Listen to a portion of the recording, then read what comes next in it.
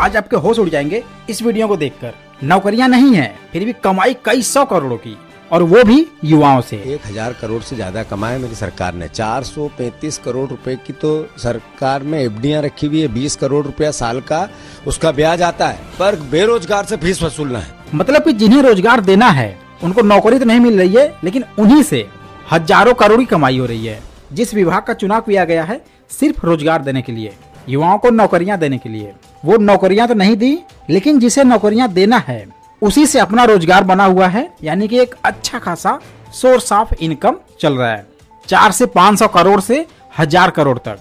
जरा सोचिए, ये जो विभाग 10 साल में 1000 करोड़ की कमाई की, अगर वो नौकरी देने लगे तो उसकी कमाई कैसे होगी। कड़वा जरूर है, लेकिन ये बहुत बड़ी सच्चाई है।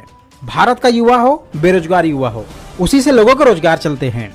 तो ऐसे में कौन चाहेगा कि आपको नौकरी मिले, यानी कि भारत के युवाओं को नौकरी मिले। कोई जानबूझकर अपने पेट पर लात कैसे मारेगा। इसका मतलब साफ है, जितना ज्यादा बेरोजगारी उतना ज्यादा बेरोजगारी के नाम पे कमाई। अब इस विभाग ने 400 करोड़ की एफडी कुछ ही सालों में करवा दी है। 4 साल से तो वैकेंसी नहीं थी, और वैकेंसी आई भी तो एक जल्द अभी 2 हमने वैकेंसी भरी थी, मतलब 2 फॉर्म भी भरे थे, उसमें भी हमारा काफी पैसा लगे। एक फॉर्म के 700 रुपए लगे थे, मतलब 1400 रुपए तो 2 ही के लग गए, और वो 4 भरे थे वो अलग। एसआई की तैयारी करता हूँ, और इस प्रकार से मेरे घर में मेरे 2 छोटे भाई बहन हैं, वो भी इसी की तैयारी करते थे।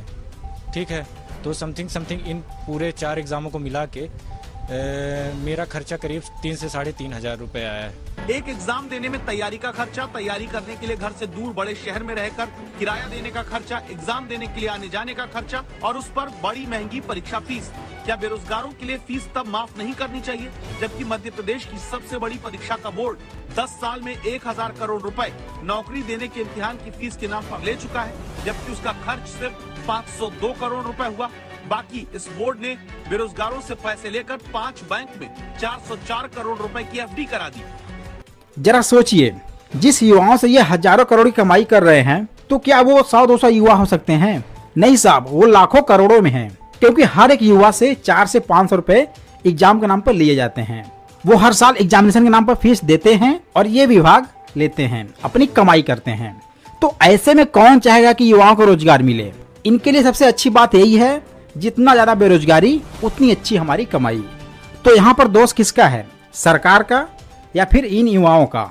ना जी साहब, न सरकार का दोष है ना युवाओं का दोष है। सरकार सुविधाएं तो दे रही है, रोजगार तो देने के लिए बोल रही है, लेकिन वो भी बेबस है। इन मीडिएटर के बीच, जो युवा और सरकार के बीच एक बांध का काम करते हैं, जो दोनों को जोड़ते हैं, रोजगार से और युवा को। अब अगर उसी में ही करप्शन हो तो युवाओं को रोजगार कहाँ से मिलेगा, और ये बातें सरकार तक कौन पहुंचाएगा, क्योंकि जिसे पहुंचाना है वो खुद खा के बैठ रहा है। तो इस कंडीशन में अगर युवा अब रोजगार के लिए बाहर निकलते हैं तो उन्हें सिर्फ धक्के ही खाने पड़ेंगे, चाहे स्किल न होने के नाम पर, टैलेंट न होने के नाम पर, डिग्रियां न होने पर, या फिर डिग्री का स्किल्ड कम होने पर। ऐसे न जाने उनको कितने बहाने दिए जाएंगे। तो यहाँ पर दोष न तो सरकार का है न युवा का है, दोष है उन कंपनियों का, उन विभागों का जिसे जनता ने, सरकार ने चुना हुआ है नौकरियां देने के लिए। लेकिन सारे पद खाली हैं और युवा बेरोजगार घूम रहे हैं।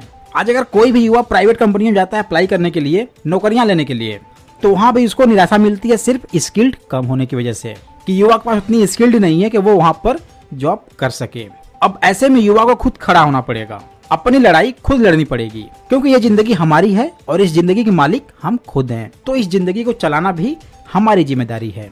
अगर मेरे अंदर टैलेंट है तो हम नौकरियों को सहारे क्यों बैठे, हम अपने स्किल से भी काम कर सकते हैं। कोई भी सेक्टर हो, रियल एस्टेट का हो, फ्रीलांसिंग हो, नेटवर्क मार्केटिंग हो, डायरेक्ट सेलिंग हो, फेसबुक हो, इंस्टाग्राम हो, सोशल मीडिया, कोई भी प्लेटफॉर्म हो, सिर्फ पैसे ही तो कमाने हैं दोस्त, और पैसे कमाने के लिए हजारों रास्ते हैं। और ये युवा को समझना पड़ेगा भली भांति कि सिर्फ नौकरियां ही पैसे नहीं देते हैं, और अगर वो चाह भी लेंगे तो उनको नौकरियां नहीं मिलेंगी, क्योंकि कंडीशन आप खुद देख रहे हैं। तो ऐसे में ई कॉमर्स कंपनियां बहुत सामने आ रही हैं, डायरेक्ट सेलिंग, नेटवर्क मार्केटिंग कंपनियां बहुत सामने आ रही हैं, नई नई प्राइवेट कंपनियां सामने आ रही हैं, जो लोगों को अपॉर्चुनिटी मौका दे रही हैं और उनकी लाइफ बेहतर बना रही हैं। और इसमें पूरा रोल होता है युवाओं का, क्योंकि उनके अंदर एक चाह होती है। सो गाइस, आई होप ये वीडियो आपको बहुत अच्छा लगा होगा। वीडियो से बहुत कुछ चीजें आपको देखने को मिली होंगी, सीखने को मिली होंगी। वीडियो अच्छा लगा है लाइक करें, चैनल पहली बार चैनल को सब्सक्राइब करके बेल आइकन प्रेस जरूर करें। और अगर किसी भी प्रकार के आपको डाउट चल रहे हैं तो आप हमें कमेंट करके पूछ सकते हैं। सो गाइस फिर मिलते हैं किसी ऐसे इंटरेस्टिंग वीडियो के साथ, तब तक के लिए thanks for watching, wish you all the best.